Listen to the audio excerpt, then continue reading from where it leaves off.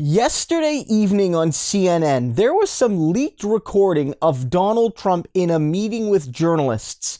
And during that recording, he not only sounds insane, and he's not only spreading his misinformation, disinformation, his lies, and all of the sorts of things that have riled up his base even now, but as Anderson Cooper notes, he sounds like a drunk lunatic rambling. You gotta listen to part of it.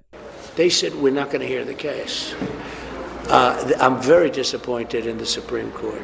What do you think they were afraid of? I guess they thought that it would be violent, maybe. And it was violent the other way, perhaps. I don't know. But I guess they thought that it would be violent. But the Supreme Court of the United States, in the Constitution, it says you can't have local politicians setting the rules. And they set the rules. Early voting, this voting, ballots, many, many different things. And these were Democrats going to Republican poll watchers who were absolutely brutalized and thrown out. We had no poll watchers allowed in buildings for days. Okay? It was an illegal, corrupt election, as bad as a third world country. Okay. So with that, the judges just would not rule. We had... Well, can I one more beat on that? If you had bad judges, that's like 86 bad judges. Were they afraid? Some of them were people you appointed. No, that's true. I'm not saying. I appointed them, and I was very disappointed in them. I mean, there's so many. It's fascinating that, I said this is like listening to Nixon drunk rambling, except he's not drunk. He's just rambling, and that he still is holding on to all these lies. And so I could only play you a small portion. I have a link in the description. But Anderson Cooper is right. Even though we know Donald Trump doesn't drink, he's sort of slurring his words. He's bouncing back and forth.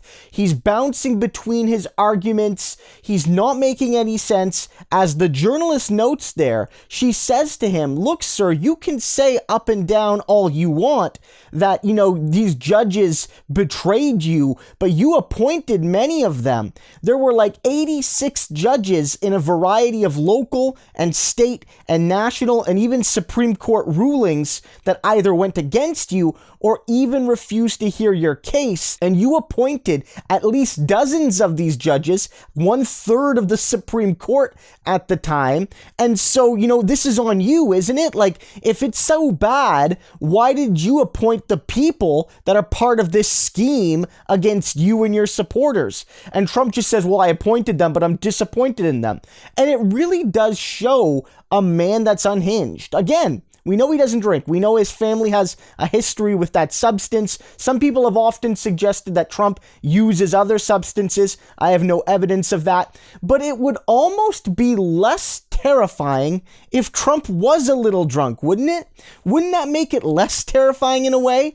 That this would be Trump on some kind of alcohol, ranting and raving a little bit, and then you could sleep at night saying, okay, maybe the president is a drunk and not a monster. But we know he's a monster. We know he has the cognitive decline and dementia and all that stuff. But fundamentally, even when you strip that away, he's a monster who doesn't believe in democracy and continues to spread that lie. That interview was from the spring, weeks and weeks and weeks after he left office, and months and months and months after he lost the election proper.